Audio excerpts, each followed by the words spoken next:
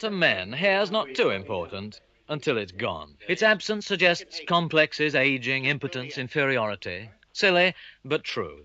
For the past 10 years, this man has learned to live without much hair. But he's never accepted his loss. And today, he's buying somebody else's. He's being measured for a so-called undetectable hairpiece. A wig, to cover up the confusion, was unmentionable until, a few years ago, businessmen realized there was profit to be made selling men back their masculinity. The hush-hush hairpiece came out into the open, into before and after advertisements, which coaxed men to face up to any embarrassment that might come from such innocent deception. At bedtime or barber shop, when bathing in a high wind, or when she runs her fingers through your hair. The whole business is somewhat undignified, starting with a plaster cast for the plastic skull cap into which his new hair will be embedded. Right now, he's a man with a load on his mind. Okay. To sell hairpieces at around £120 each, wig manufacturers employ convincing salesmen. Each must have one definite attribute: a very poor head of hair. This deficiency comes into its own when, to clinch a deal, the salesman rips off his own toupee and stands revealed as bald as the customer and twice as confident, with none of the inhibitions of the balding. They're frightened that it might come off under certain circumstances, such as bad weather, rain, wind, or anything like that. If you can show them that it won't, this helps their confidence in it. I'll have to prove this time as long as we go. And once they've got the confidence in it, they become proud of it. He's prepared to wear it, but he's not prepared to wear it where his closest people, who are his closest friends and his family, can see him. He would rather go out of the way, put it on somewhere, and go to a dance or go to a pub where he's not known.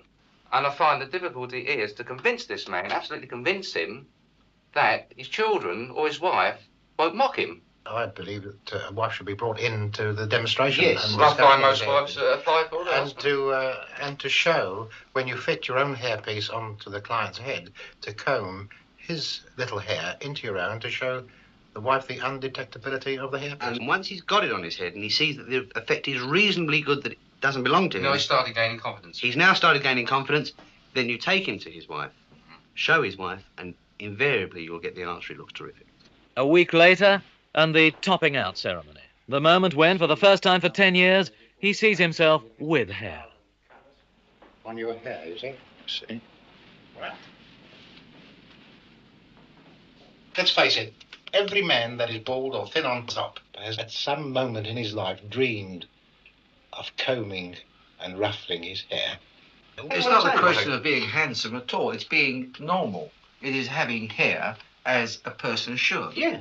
And the reaction of the girlfriend is that, particularly if he's a young man, well, here is a normal man.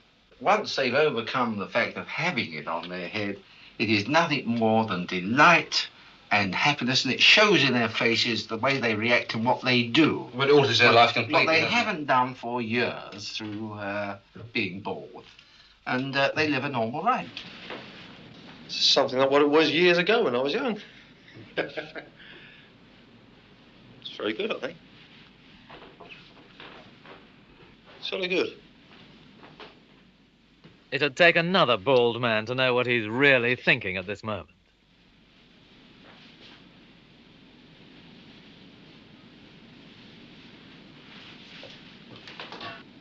Take Sean Connery, James Bond. He admits it openly in his article, a life story of his in a Sunday newspaper, where he says that baldness is hereditary in his family. And, of course, without his hairpiece, he certainly couldn't be James Bond. This shows the virility, the manliness of a man. Oh, that looks How's it like it? marvellous. Yeah, what do you think of Daddy? I'm just taking the graft out of the back now. Some men cannot accept such instant 007. For them, there is a sort of answer to this headache, and that is to have whatever hair they've got left rearranged.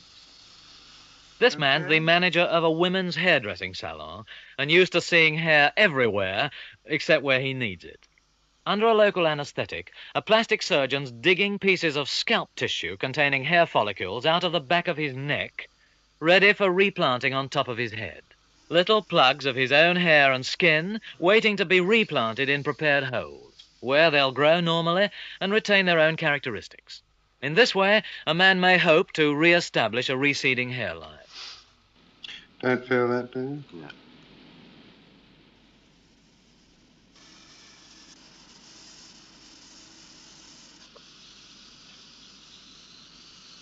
see from the pieces of scalp that have been removed, there isn't a hair follicle in sight. There's no hairs in these at all. Whereas in each graft we're going to put in, you see through the full thickness of the scalp, the hair, the shaft, the follicle, the germinal layer from which it's growing. And each graft will contain anything between 8 and 12 hairs. And one's careful to put them in so that the hairs are pointing in the right direction. The fee, 50 guineas for 15 grafts. So the patient's paying about 7 shillings a hair, which shows how much hair's worth when it's going or gone, and how anxious some men are to recover those wide open spaces.